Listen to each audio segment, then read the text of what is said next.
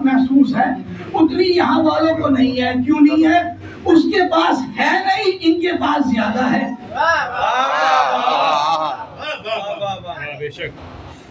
میں مزار میں رہ رہا ہوں، میں دیکھ رہا ہوں اس مجلس کے بعد یہ کے بعد یہ کے بعد یہ، اس میں 2 آئے، اس میں 10 آئے، اس میں 15 آئے، اس میں 5 آئے، اس میں 20 آئے، کوئی آیا کوئی نہیں. کیوں ہوا ایسا؟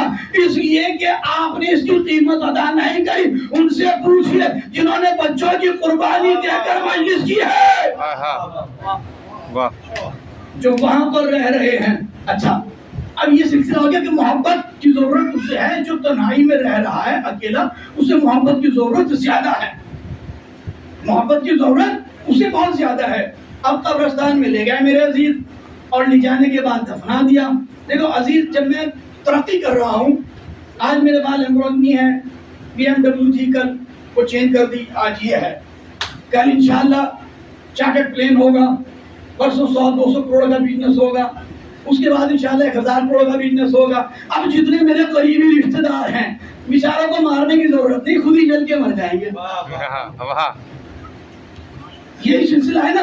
لیکن جب انسان کی موت آ رہی ہے، میں حقیقت پڑھنے کا عادی ہوں، جب انسان کی موت آ گئی، اب وہی جو آپ سے جڑ کر چڑ کر دور تھے کندھا دینے ضرور آئیں گے. آئیں گے نہیں آئیں گے؟ قبرستان میں چھوڑ دیا. اب چھوڑنے کے بعد میں تنہا تھا، اکیلا تھا، مجھے ضرورت تھی کہ کوئی مدد کے لیے آئے. میں سب سے پہلے وہاں سے کون نکلا قبرستان سے؟ کوئی بول کے بتائے گا قبرستان سے سب سے پہلے کون نکلا؟ میری اولاد. مرحوم کی اولاد سب سے پہلے قبرستان سے نکلتی ہے. مجبوری بھی ہے اس کی، چونکہ جو مہمان آئے ہوئے ہیں ان کا کھانے کا بھی تو دیکھنا ہے نا. سب سے پہلے میری اولاد نکلی، اس کے بعد میرے دوست نکلے، اس کے بعد میرے رشتہ دار نکلے. اب قبر ہے اور میں ہوں. سچائی ہے بھائی، سچائی ہے. ہاں ہوں تو کریں. مجلس تو امام بارگاہ میں ہے، قبرستان سے تم باہر ہیں. اب ضرورت تھی مجھے کسی کی، اب وہاں پر کوئی نہیں ہے، نہ میری اولاد ہے، نہ دوست ہے، نہ رشتہ دار ہے، نہ عزیز ہے. اب میں قبر کی تاریکی میں تڑپ رہا ہوں. کوئی تو آئے، کوئی تو آئے، کوئی تو آئے. 40 قدم نکلنے کے بعد میں معاملہ ختم ہو گیا. اب کوئی نہیں ہے، قبر ہے اور قبر کا قبر نشین ہے، یعنی محل ہے اور محل نشین ہے. اب یہ اپنی قسمت ہے کہ میں نے کیا بنایا تھا، قبر کو زندان بنایا تھا یا محل بنایا تھا.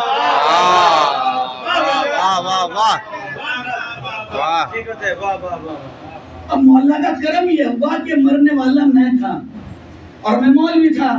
میں نے زیارت عاشورہ بھی پڑھی، حضرت ابوالفضل عباس کا علم بھی اٹھایا، مجلس بھی پڑھی، مجلس میں شرکت بھی کری، ماتم بھی کیا.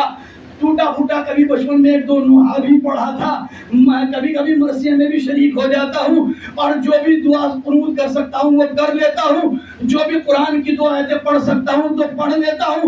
زیارت عاشورہ تقریباً روز پڑھنے کی کوشش کرتا ہوں. اب جب میں تڑپ رہا تھا، محبت ہے نا، میں امام بارگاہ میں پڑھو، یقین ہے نا آپ کو؟ یقین ہے تو بلند سے صلوات پڑھیے. اللہم صلی علی محمد وعلی محمد. مجھے سب چیزوں کی ضرورت تھی. جب میں اکیلا تھا، میں تنہا تھا، سب لوگ چھوڑ کر چلے گئے، اپنی مصروفیت میں مصروف ہو گئے، مہمانوں کو دیکھنے لگے، کھانے کو دیکھنے لگے، آنے جانے والوں کو اب میرے لیے کون ہے؟ کوئی نہیں. جب میں نے یہ سوچا کہ کاش کہ میں نے کچھ کر لیا ہوتا، تبھی ایک نور ظاہر ہوا. گھبراتا کیوں ہے؟ جب تو نے کیا تھا میں آ گیا. میں نے ایک نور کو دیکھا کہ جو انتہائی نورانی تھا، ایک انسان کی شکل میں آیا، نور سے بھرا ہوا، چہرہ چمک رہا تھا، بدن دمک رہا تھا، نوری نور تھا، ظہوری ظہور تھا، چاندی چاند تھا، خوبصورتی خوبصورت. جب میں نے معلوم کیا تم کون ہو، کہ میں وہ تیری زیارت عاشورہ ہوں. تو نے مجھے اس وقت پڑھا تھا کہ جب تو پریشان تھا، آج میں تب آئی ہوں کہ جب تجھے میری ضرورت ہے.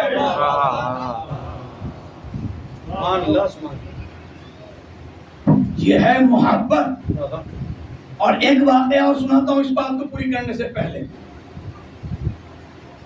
ایک شخص کا انتقال ہوا اور اس کے جو تھے گناہ ہی گناہ تھے.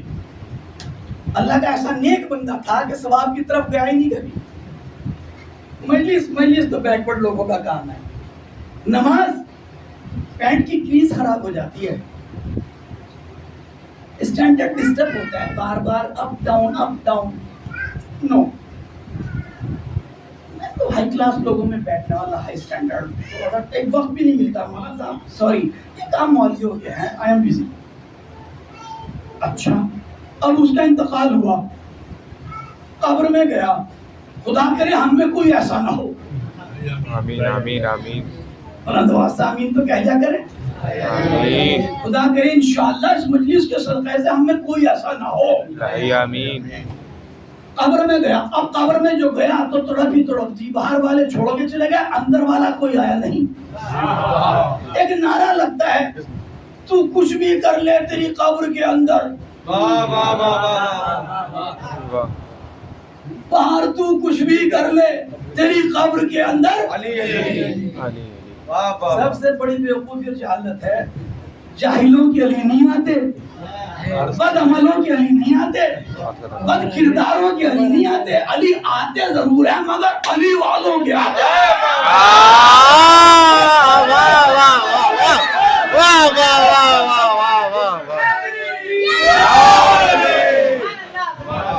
اس کے بھی آئیں گے, اس کے بھی آئیں گے, اس کے بھی آئیں گے. نہیں صاحب, یہ اس کے آئیں گے جس کے یہاں داغ ہوگا, یہاں نشان ہوگا.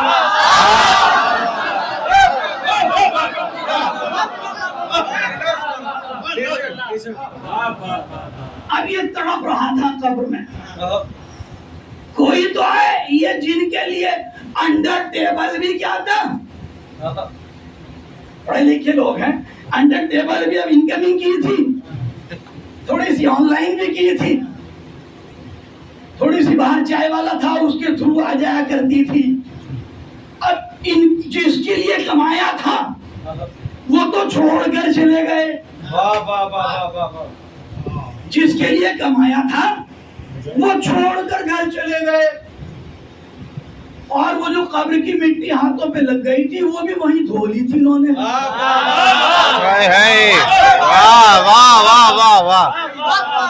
ارے واہ واہ. میرے جاہل مومن تو یہ بھی کہتے ہیں قبر کی مٹی گھر تک نہ آئے. ان کے عمل کیسے ہوں گے جن کی مٹی بھی گھر تک نہ آئے. اب یہ تڑپ رہا تھا, وہ تو ہاتھ دھو کے چلے گئے. اب کون ہے قبر کے اندر؟ تاریکی تاریکی, اندھیرا ہی اندھیرا, ڈارک بلیک, سیڈ پلیٹ روم, کوئی خبر نہیں. اے سی, اب تو اے سی ہے. میری مرکری, میری لائٹ, میرے قمقمے, میرے یہ میرے وہ, میری ایل ای ڈی کچھ نہیں ہے, اب تو ڈی ڈی ہے. اب تو ڈی فور ڈیتھ ہے اور کچھ نہیں ہے. ابھی یہ رو ہی رہا تھا, تڑپ ہی رہا تھا کہ ابھی منکر و نکیر کے گرز آ رہے تھے. گرز کو علماء نے, چونکہ آپ ہندوستان میں ہے نا, ہندی زیادہ سمجھتے ہیں, ماتر بھاشا ہندی ہے اور ہندی اہم وطن ہے ہندوستان ہمارا, اور کہا تو یہ جا رہا ہے کہ ہندی مت کہو, ہندو ہو جاؤ. تو ہم لوگ اس بات کو زیادہ سمجھتے ہیں, تو علماء نے گرز کی تفسیر میں لکھا ہے, اے ہندوستانیوں تم گرز کو یوں سمجھ لو جیسے ہنومان کا گدا. اس شیپ میں ہوتا ہے, وزنی بہت ہے, صرف فرشتہ اٹھا سکتا ہے, انسان اٹھا ہی نہیں سکتا. اب یہ جب مومن, شریف مومن, ہائی اسٹینڈرڈ مومن قبر میں جاتا ہے تو اس کے لیے استقبال کے لیے یہ گدا آتا ہے. چونکہ تم نے دیکھا کہ گدے سے لنکا بھی فتح ہو گئی تھی, تو گرز سے قبر میں بڑے بڑے ٹیڑھے سیدھے ہو جاتے ہیں. اب جیسے گرز اٹھا کہ بتا تیرا رب کون, تیرا نبی کون, تیرا امام کون. اب یاد آیا رب کی بات تو مسجد میں تھی, وہاں تو کریز خراب ہوتی. امام کی بات تو امام بارگاہ میں ہوتی, وہاں تو پسینے والے بیک پر لیبر سب بیٹھی ہی ہوتی. آپ بالکل ہے نا یہی. اب اس سے یقین ہونا شروع ہوا کہ اللہ کے بارے میں تو مسجد میں تھا, امام کے بارے میں امام بارگاہ میں تھا, اللہ کا معلوم وہاں سے ہوتا, مولا کا یہاں سے ہوتا, نہ اللہ معلوم نہ مولا معلوم, اب نہ معلوم کلہم نہ معلوم. ابھی اسی منظر میں, امید ہے کہ آپ جڑے ہوئے ہوں گے, اسی منظر میں ایک نور آیا,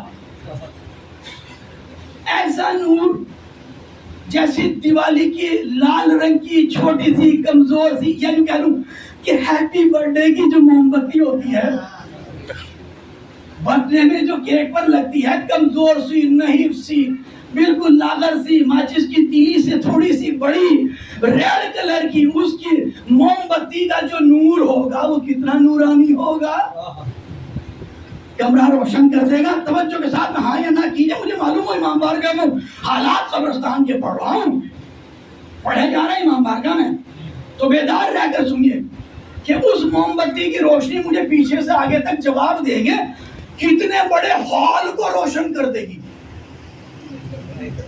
بڑے والی جو موم بتی ہے جو تھوڑی ماچس سے بڑی ہے, اس روم کو, اس امام بارگاہ کو روشن کر دے گی نہیں. دنیا کا اندھیرا اور ہے, قبر کا اندھیرا اور ہے. بے شک. اب وہ نور اتنا سا موم بتی ٹمٹماتی ہوئی اندر آئی.